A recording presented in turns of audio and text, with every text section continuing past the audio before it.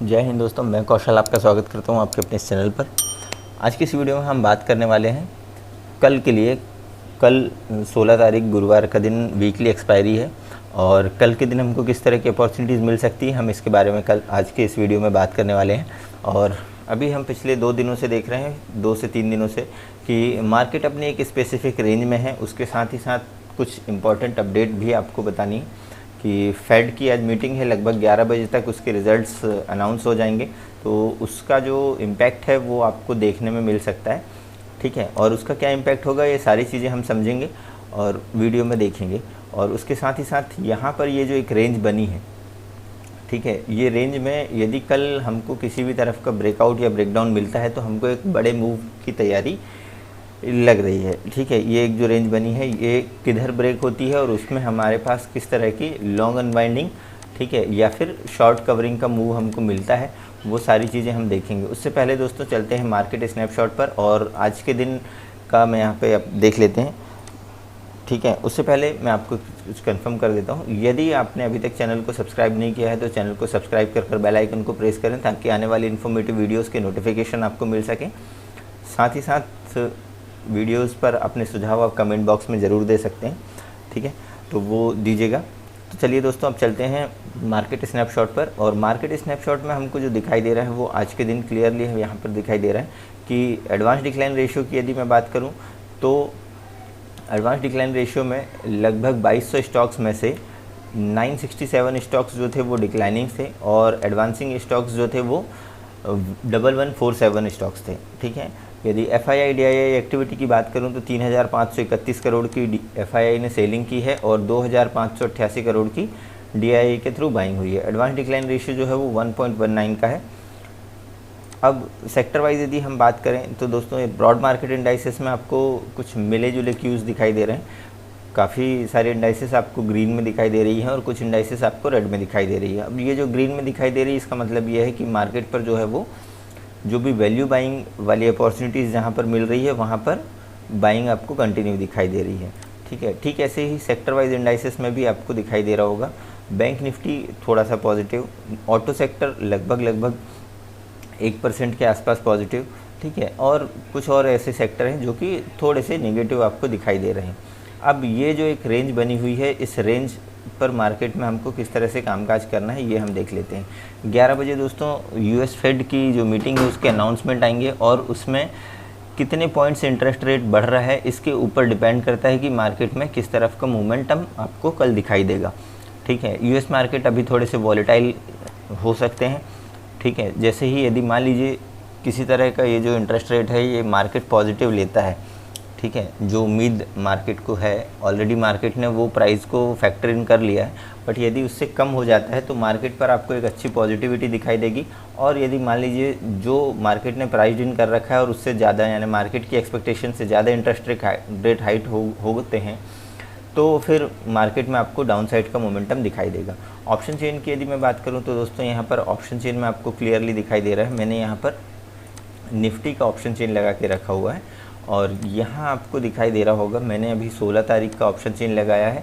15,692 पर निफ्टी ने दी है क्लोजिंग। अब यहाँ पर आपको जो इम्पोर्टेंट दिखाई दे रहा है, ये जो लेवल्स आपको दिखाई दे रहे हैं, ये इम्पोर्टेंट जो है वो रेजिस्टेंस हैं। सबसे ज़्यादा जो हाईएस्ट ओपन इंटरेस्ट दिखाई दे रहा है वो 16,000 में लगभग 83 लाख के आसपास का, और सबसे ज़्यादा हाईएस्ट एडिशन भी आज के दिन हुआ है। सपोर्ट साइड की यदि बात करूँ तो सबसे ज़्यादा जो हाईएस्ट ओपन इंटरेस्ट है वो है दोस्तों 15,500 के स्ट्राइक प्राइस पर, जिस पर कि आज के दिन जो एडिशन हुआ है वो 4.4 लाख का हुआ है, ठीक है। और उससे भी ज़्यादा जो है वो 15,550 पर एडिशन आज के दिन हुए हैं। ये इंपॉर्टेंट लेवल है।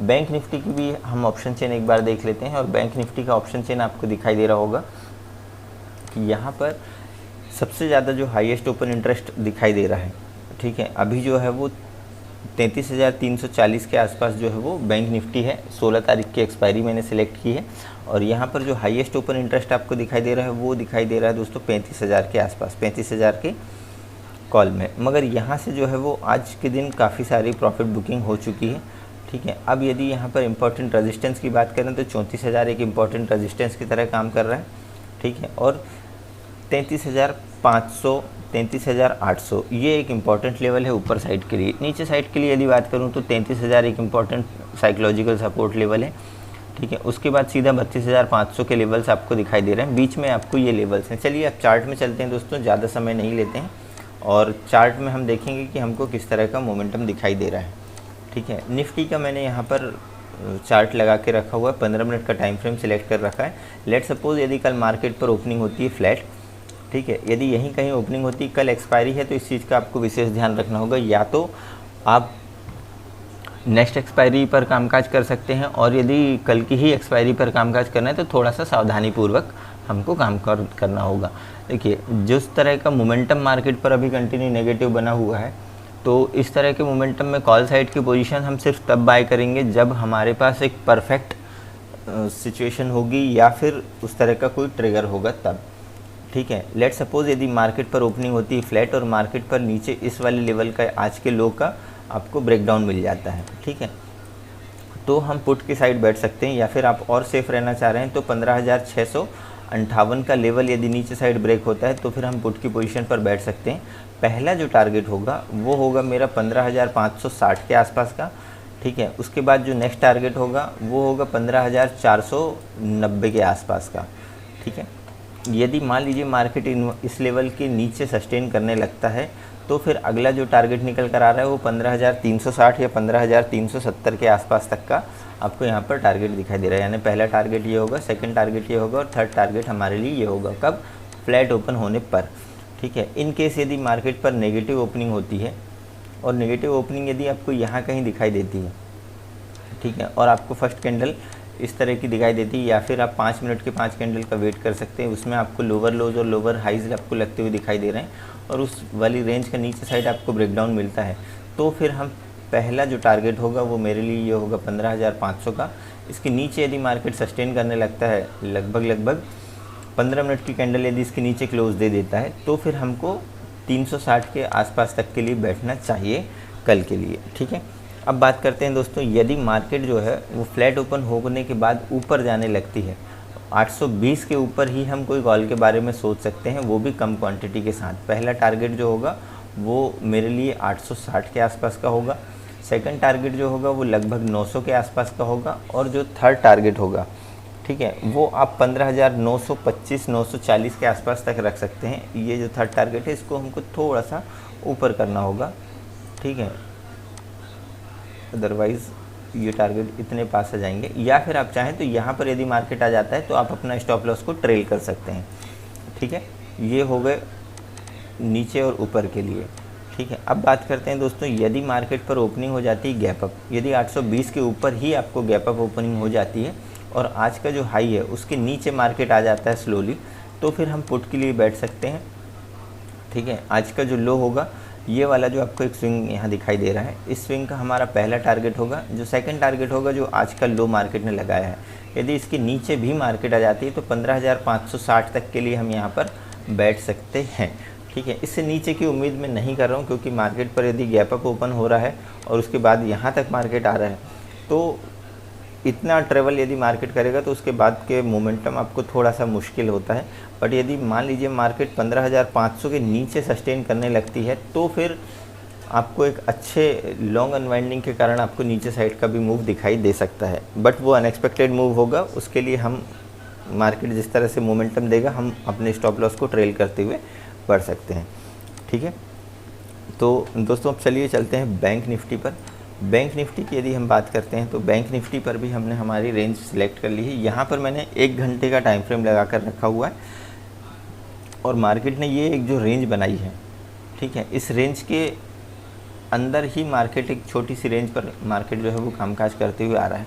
छोटा टाइम फ्रेम सिलेक्ट करते हैं दोस्तों, 15 मिनट का मैं यहाँ पर टाइम फ्रेम लगा रहा हूँ और इस 15 मिनट के टाइम फ्रेम पर आपको क्लियरली दिखाई दे रहा होगा कि एक बहुत छोटी रेंज पर मार्केट कामकाज कर रहा है। लेट सपोज़ यदि ओपनिंग हो जाती है फ्लैट और फ्लैट ओपन होने के बाद यदि मान लीजिए 33,550 के ऊपर मार्केट सस्टेन करने लगता है तो हम एक कम क्वांटिटी के साथ कॉल की पोजीशन पर बैठ सकते हैं।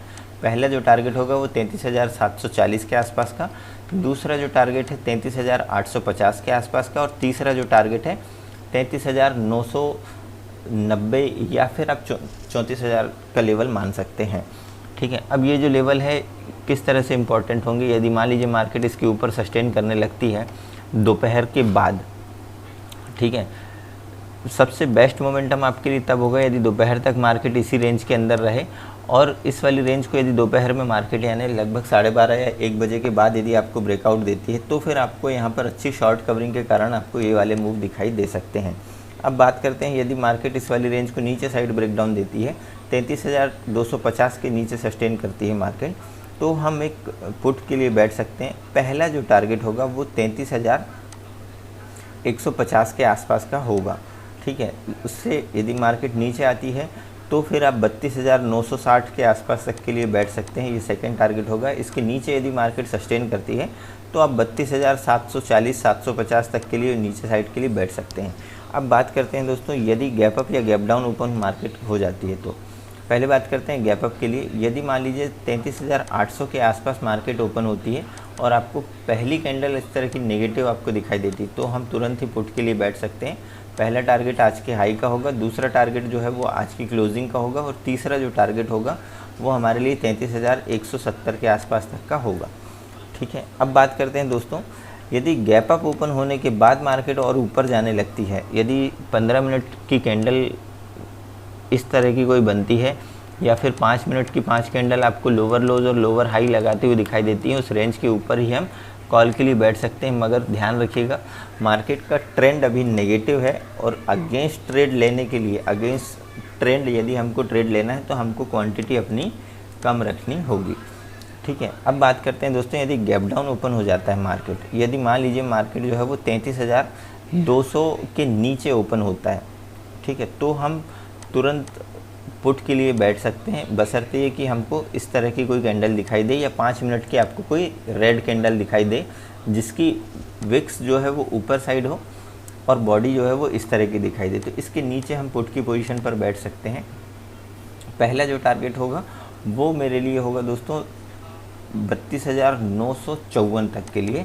यदि गैप डाउन ओपनिंग होती है तो हम जो है वो इस टारगेट के लिए बैठ सकते हैं। यदि मान लीजिए 32,954 के नीचे मार्केट सस्टेन करती तो हम हमारे एसएल को यहाँ पे ट्रेल कर लेंगे और 32,750 तक के लेवल के लिए हम बैठ सकते हैं। ये हमारे लिए फाइनल टारगेट होगा, ठीक है। अब दोस्तों बात कर लेते हैं हीरो या ज़ीरो ट्रेड की, ठीक है, जो कि हमको मिल सकता है निफ्टी या बैंक निफ्टी। यदि मान लीजिए दोपहर 1 बजे तक आपको एक स्पेसिफिक रेंज में कामकाज करते हुए दिखाई दे रहा है और उस रेंज को मार्केट ने इधर या फिर इधर ब्रेकआउट दिया या फिर ब्रेकडाउन दिया, तो आपको शॉर्ट कवरिंग के चलते अच्छे मूव आपको ऊपर साइड के लिए मिल सकते हैं।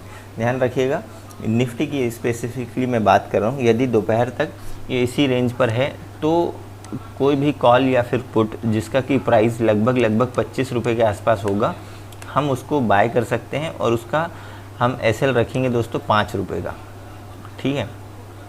अब यदि मान लीजिए इस तरह की कोई रेंज बनती है और इस रेंज को मार्केट ऊपर साइड ब्रेक करती है तो बहुत ही कम क्वांटिटी के साथ कॉल की पोजीशन पर बैठ सकते हैं। वो कॉल का ऑप्शन बाय करना है जिसका कि प्राइस 25 रुपये होगा, ठीक है, और उसमें यदि शॉर्ट कवरिंग आती है तो आपको ऊपर साइड के लिए अच्छे मूव दिखाई दे सकते हैं। अब ये किस तरह से दिखाई देंगे, यदि मान लीजिए बहुत सारे सेलर्स यहाँ पर बैठे हुए हैं और मार्केट इस वाले लेवल को ऊपर ब्रेक करता है, तो पहली चीज़ सेलर्स यहाँ पर ट्रैप होंगे और वो अपनी पोजीशंस को कवर करने के लिए बाय का ऑर्डर लगाएंगे।